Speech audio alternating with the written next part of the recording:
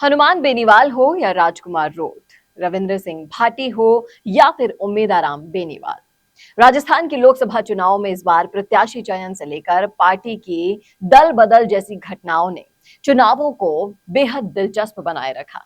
और आज इस वीडियो में हम आपको बताने वाले हैं उन सभी विधायकों के बारे में जिन्होंने लोकसभा चुनाव की सियासत को दिलचस्प भी बनाया, साथ ही साथ गरमाए भी रखा। और कौन सा विधायक ले जाएगा इनमें से राजस्थान की बाजी, सब कुछ आपको बताएंगे डिटेल में, इसलिए जुड़े रहेगा आखिर तक हमारे साथ। नमस्कार, मैं हूं चेतना शर्मा। आपने देखना शुरू कर दिया है राजस्थान संवाद। तो भाजपा और कांग्रेस की नाक में कम से कम 60 विधायकों ने दम किया जो विधानसभा चुनाव जीत कर आए थे 2023 का। राजस्थान का विधानसभा चुनाव जिसमें कांग्रेस पार्टी ने तो कई विधायकों को टिकट दिया था।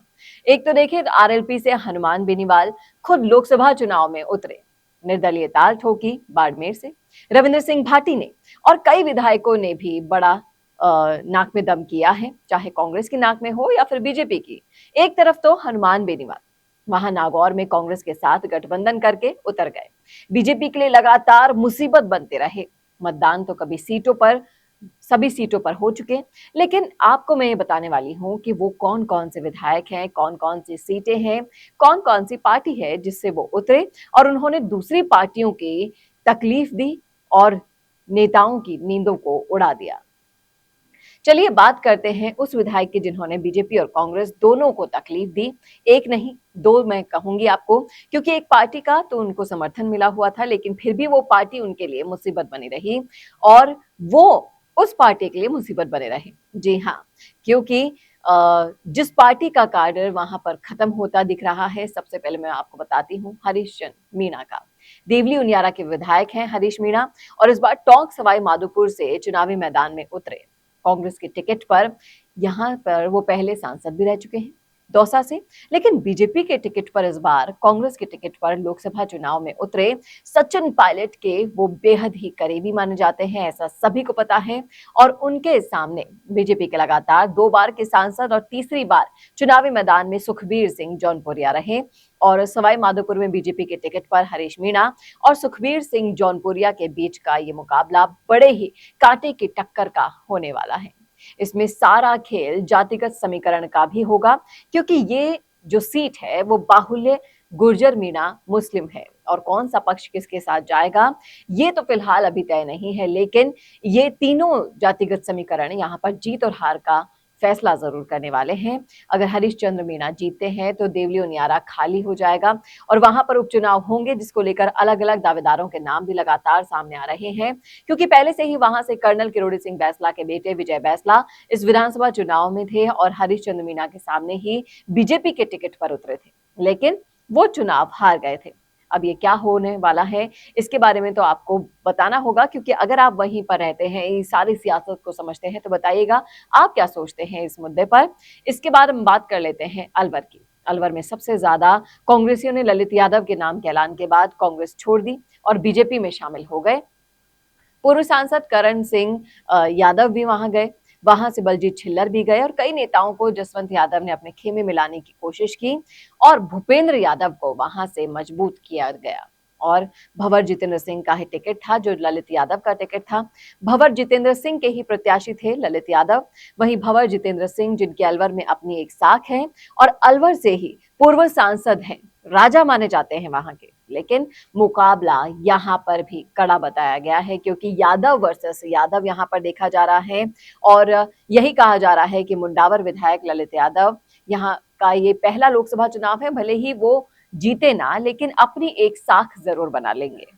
अब बात करते हैं दूसरे नेता की, जिनका नाम है बृजेंद्र ओला। सिर्फ विधायक नहीं है ये, झुंझुनू के चुनावी मैदान में उतर तो गए। ओला परिवार की अपनी एक साख है वहां पर। ओला परिवार को लोग जानते हैं, परंपरागत रूप से झुंझुनू की सीट पर लगातार ओला परिवार बना रहा है।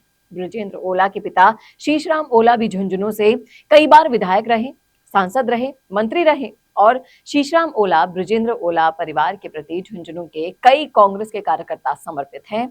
और ये भी कहा जाता है कि बृजेंद्र ओला और ओला परिवार अपने आप में कांग्रेस है। झुंझुनू में इस वजह से ये सीट पर कड़ा मुकाबला देखा जा रहा है, और जहां पर विधायक बनते बनते रह गए शुभकरण चौधरी, जिनकी कुछ ही वोटों से हार हुई थी। उदयपुर वाटी में विधानसभा चुनाव में शुभकरण चौधरी वर्सेस ब्रजेंद्र ओला का मुकाबला हुआ और ब्रजेंद्र ओला वहां पर मतदान तो हो चुका है, लेकिन ये गढ़ उन्होंने फतेह कर डाला है, ऐसा लोगों का मानना है। और झुंझुनू की सीट ओला निकाल भी सकते हैं और शुभकरण चौधरी वहां पर हार भी सकते हैं। इसके कई कारण है, क्योंकि इसके पीछे की जो वजह है उसमें यह भी बताया गया कि बीजेपी की अपनी कुछ आपसी बगावतें हैं, जिसके कारण शुभकरण चौधरी वहां पर कुछ मुद्दों को लेकर जनता को नाराजगी है, तो इसलिए वो हार सकते हैं। झुंझुनू की सीट शेखावटी क्षेत्र में आती है, इसलिए जाट लैंड का भी वहां पर अच्छा खासा रुतबा है और जाट वोटर्स का रुख भी एक तरफा रहा है। अब अगर आप भी वहां पर इसी लोकसभा क्षेत्र से आते हैं, देख रहे हैं वीडियो, तो बताइएगा जरूर। बढ़ते हैं अगले नेता की तरफ, मुरारी लाल मीणा की बात करते हैं। और दौसा के जो दिलचस्प रहे इस बार चुनाव समीकरण, वो किसी से छुपे नहीं है। मुरारी लाल मीणा वर्सेस यहाँ पर कन्हैया लाल मीणा है। और जो मीणा वर्सेस मीणा का यहाँ पर जो चुनाव हुआ, उसके बीच में जो दिलचस्प और कड़ा मुकाबला देखा जा रहा है, उसके जो नतीजे हैं वो भी कई बार किरोड़ी लाल मीणा के मुंह से भी आपने सुने होंगे। किरोड़ी लाल मीणा जिस तरह से अपनी भड़ास निकाल चुके हैं वीडियोस के जरिए, कन्हैया लाल मीणा नहीं जीता तो मैं मंत्री पद छोड़ दूंगा, कहीं ना कहीं अंदाजा लग गया है वहां पर कि इसके नतीजे क्या हो सकते हैं। और मुरारी लाल मीणा ने जमकर बीजेपी की नाक में वहां पर दम भी मचाया हुआ है। और जिस तरह से नरेश मीणा वाला बयान कई बार मैं आपको दिखा चुकी हूँ कि मुरारी जी सांसद का भी सीट आप ही रखिए, अपनी बेटी को ले लीजिए, तो कई सारी चीजें ऐसी हुई दौसा के चुनावी समीकरण को लेके, लेकिन जो रिजल्ट हैं, जो नतीजे हैं, उसमें मुरारी ज्यादा हावी दिखाई दे रहे हैं। अब बात कर लेते हैं हनुमान बेनीवाल की सीट यानी नागौर की। हनुमान बेनीवाल खुद आरएलपी के विधायक हैं और खिवसर से पंचकोणी मुकाबले में जीत कर आए थे। बड़े बड़े लोग वहां पर मैदान में थे, लेकिन हनुमान बेनीवाल ने जैसे तैसे अपनी सीट तो बचा ली और इस बार दाव खेला कांग्रेस के साथ मिलकर लोकसभा का। और जिस तरह से नागौर के समीकरण है, ज्योति मिर्धा वर्सेस हनुमान बेनीवाल, तो देखते हैं कि हनुमान बेनीवाल का ये गठबंधन, क्योंकि पिछली बार की अगर बात करें तो पिछली बार के लोकसभा चुनाव में बीजेपी के साथ उनका गठबंधन था और इस बार हनुमान बेनीवाल ने गठबंधन कर लिया कांग्रेस के साथ। और अब ये बीजेपी और कांग्रेस दोनों के लिए साख का सवाल बन गई है सीट। इसमें कहा जा रहा है कि मुकाबला 50-50 का है, कोई भी यहाँ पर अपनी सीट निकाल सकता है। दोनों ही तरफ कड़ी टक्कर देखी जा रही है और जिस तरह से ये समीकरण यहाँ पर बनते हुए दिखाई दे रहे हैं, अगर आप भी आते हैं नागौर लोकसभा क्षेत्र से, सुन रहे हैं, समझ रहे हैं वीडियो, तो बताइएगा जरूर कि किसका पलड़ा वहां पर आपको ज्यादा भारी लग रहा है और ये मिर्धा वर्सेस बेनीवाल की लड़ाई में कौन जीत सकता है, ये भी आप जरूर बताइएगा हमें।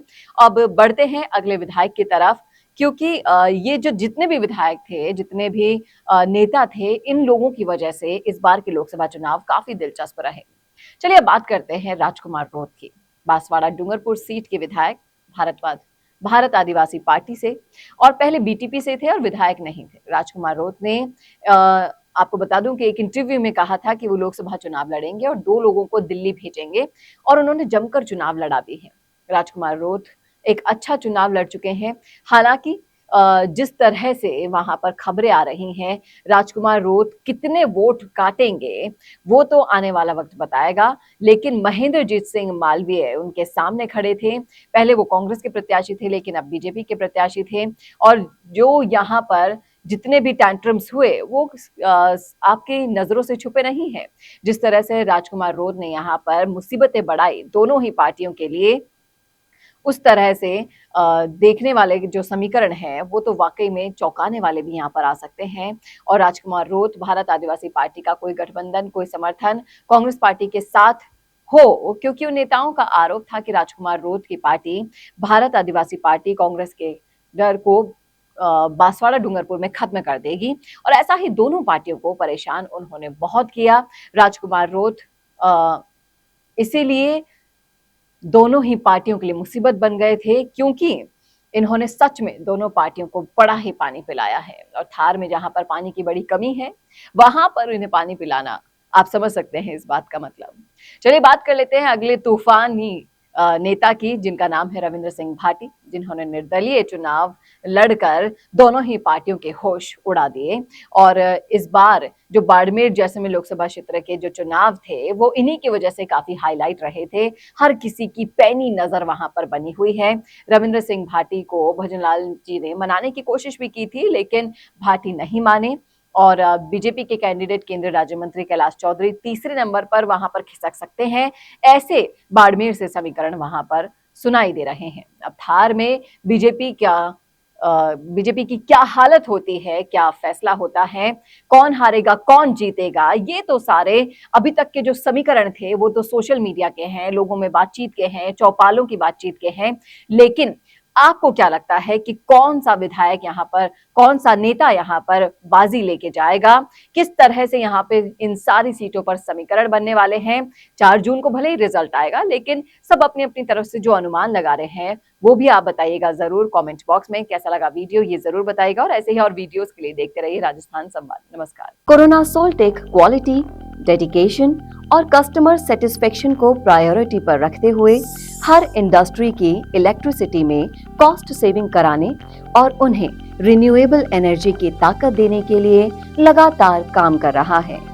क्योंकि कोरोना सोल्टेक में हमारा मानना है कि देश के रिसोर्सेज को सस्टेनेबल बनाने के लिए जरूरी है कि हम सबका उसमें बड़ा कंट्रीब्यूशन हो। इसीलिए सोलर प्रोजेक्ट्स की टाइमली डिलीवरी करते हुए एक पार्टनर की तरह आपकी इंडस्ट्री को हम अपडेट करते हैं और हमेशा आपकी सर्विस के लिए तत्पर रहते हुए सोलर एनर्जी का पूरा पोटेंशियल आपको मिले, इसी दिशा में काम करते हैं।